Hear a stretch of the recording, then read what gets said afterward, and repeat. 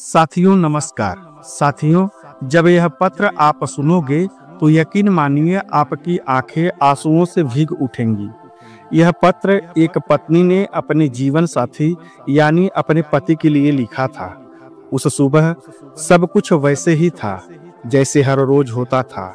उसके पति भोर में उठे और शौचादी के लिए जंगल की ओर चले गए और वापस लौटते ही उनकी जिंदगी जैसे अचानक ठहर सी गई हो। जिस आंगन में हमेशा पत्नी की आवाज गूंजती थी, वहां आज सन्नाटा पसरा था।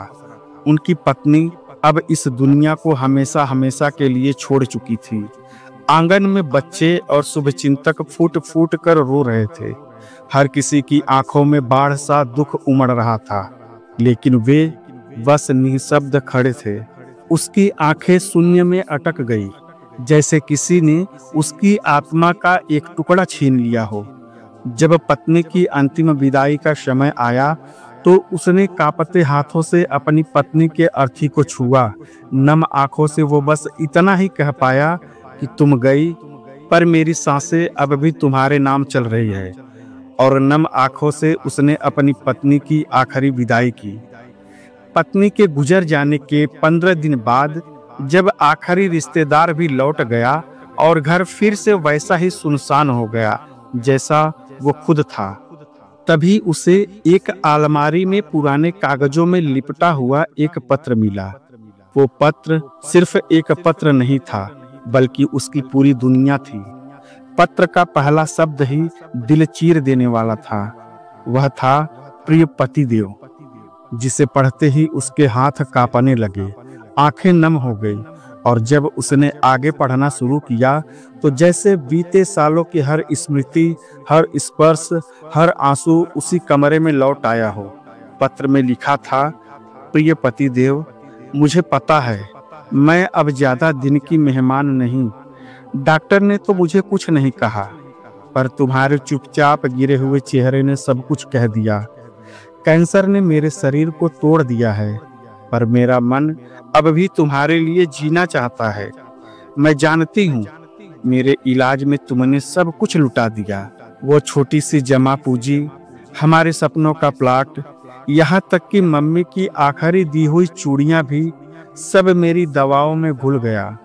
और तुम चुपचाप सब करते रहे बिना कोई शिकायत किए।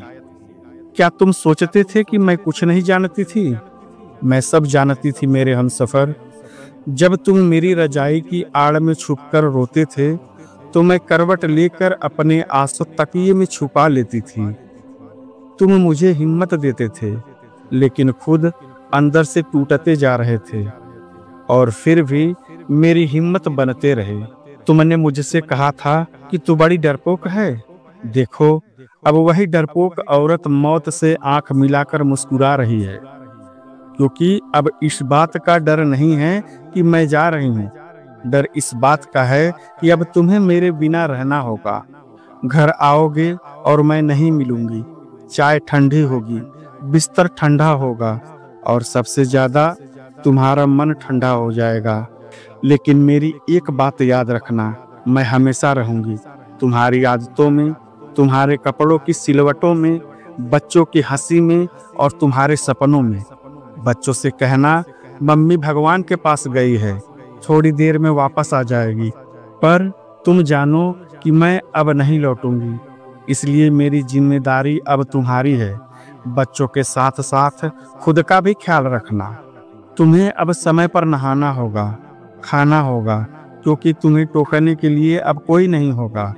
अब रूठना छोड़ देना, क्योंकि मनाने वाली भी तो मैं ही थी। अब बीमार भी मत पड़ना, क्योंकि माथे पर हाथ रखने वाला कोई नहीं होगा। और हाँ, अब बच्चा बनने की जिद भी मत करना, क्योंकि अब तुम्हें अकेले पिता और माँ दोनों की भूमिका निभानी है। आज रात मैं तुम्हारे सीने से कान लगाकर सोना चाहती हूँ। शायद ये मेरी आखिरी रात हो। कल सुबह मेरी सांसें चले या न चले, ये ऊपर वाला जाने, पर इस पल पर आखिरी स्पर्श में मैं तुम्हें हमेशा के लिए अपनी धड़कन सौंप देना चाहती हूँ। जब कभी भी बहुत अकेला महसूस करना तो आसमान की ओर देख लेना। मैं वहां चमकती एक तारों में तुम्हें मुस्कुराते हुए दिखूंगी। बस अब लिखने की ताकत नहीं रही। बस तुम्हारी गोद में सिर रखकर एक बार फिर से प्यार को महसूस करना चाहती हूँ, जो शब्दों से कभी नहीं कहा मगर हर सांस में जिया। पत्र खत्म हुआ, लेकिन उसकी आंखें घंटों उस खाली जगह को देखती रही जहां कभी उसकी पत्नी बैठा करती थी। अब वो सिर्फ एक याद थी, पर इतनी जीवित कि हर धड़कन में उसकी आहट थी। साथियों, सच्चा प्यार शरीर के जाने से खत्म नहीं होता, वो तो हर उस सांस में जिंदा रहता है जहां दो आत्माएं बिना कहे सब कह जाते हैं। अगर यह पत्र आपके दिल को छू गई तो उसे औरों से बांटिए, क्योंकि हो सकता है कि किसी और के आंसू भी इस शब्दों में पनाह पा ले। और चैनल को सब्सक्राइब करें, वीडियो को लाइक करें और ज़्यादा से ज़्यादा शेयर करें। धन्यवाद। आपका दिन शुभ हो।